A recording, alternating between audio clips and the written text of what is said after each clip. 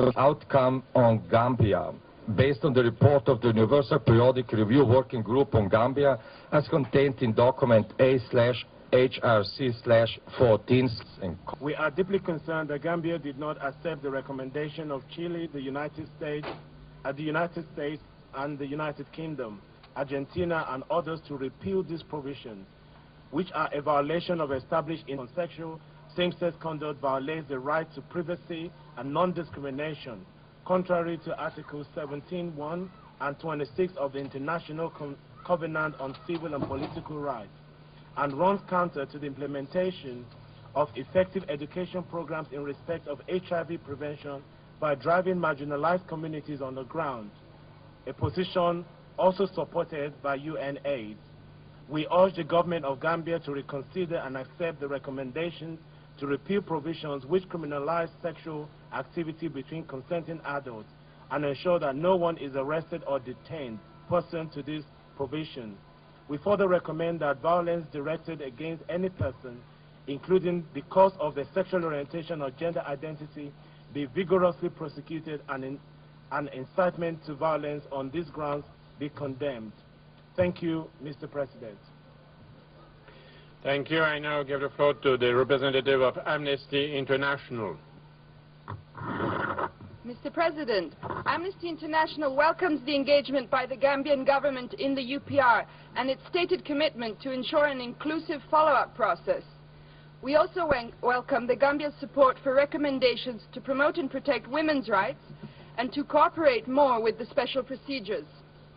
We emphasize the importance of the government to urgently implement Recommendation 24, which stresses the need to investigate reports of human rights violations committed by the police, the army, and the National Intelligence Agency, and to bring perpetrators to justice. Furthermore, we note that the Gambian government took a number of important recommendations under consideration. We emphasize the importance of support for recommendations to domesticate international treaties that have been ratified, to establish a national human rights institution, to issue an open invitation to the UN special procedures, to establish a moratorium on executions and to abolish the death penalty, to investigate and punish cases of unlawful arrest and detention, torture and other ill treatment and enforced disappearances, including the death of Deida Haidara and the disappearance of Chief Ibrima Maneh. Thank you, Mr. President. Thank you. I now give the floor to the representative of Verein Zuidwind Entwicklungspolitik. Thank you, Mr. President. The Constitution of the Gambia guarantees every person the right to freedom of speech and expression, which shall include the freedom of the press and the media. Any harassment and intimidation of media institutions has to cease by Gambian law itself, irrespective of the acceptance of recommendations para 100, item 15 to 30.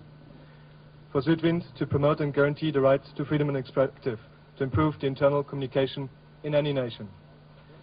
In the same light, it is commendable to review the ongoing positive institution building process, which should be ready to take the next step at this point. A national human rights institution that is separate from the government and truly independent is in a position to work dedicated for the full realization of human rights and the well-being of the people. The NHRI should also help to strengthen judicial organs while promoting the human rights education as accepted in para 97, item 52 and 53. This national institution would be the foremost institution to nationally work for international standards Gambia has agreed to uphold. Additional visits by special rapporteurs are recommended. Gambia would moreover be well advised to join the Convention Against Torture and its optional protocol. This bodily mutilation of women as one of the most negative cultural practices crippling individuals in society. It is a form of torture. Thank you, Mr. President. Thank you. Je donne maintenant la parole au représentant de Rencontre africaine pour la défense des droits de l'homme pour une déclaration conjointe. Merci, Monsieur le Président. Le rejet de la moitié des recommandations pertinentes par la Gambie démontre la timidité des autorités de ce pays à coopérer sincèrement avec les mécanismes de notre Conseil. Il est inconcevable pour nous que le pays d'origine de Kunta Kinte, qui abrite le siège de la Commission africaine des droits de l'homme et des peuples, que son président Yahya Jammeh continue à proférer des menaces de mort à l'encontre des défenseurs des droits humains et journalistes. Il est temps que la Commission africaine des droits de l'homme cherche un pays pour abriter, pour garantir la moralité de cette institution.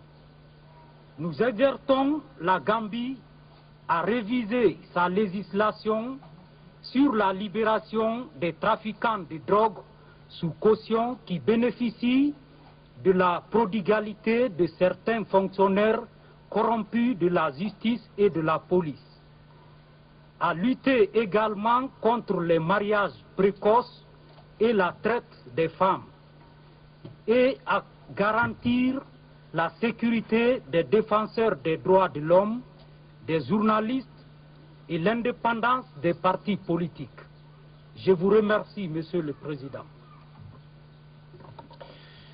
Je vous remercie. I now give the floor to Her Excellency, Madame Mary Sen-Firdaus, for her concluding remarks. Your Excellency, you have the floor. Thank you, Mr. President.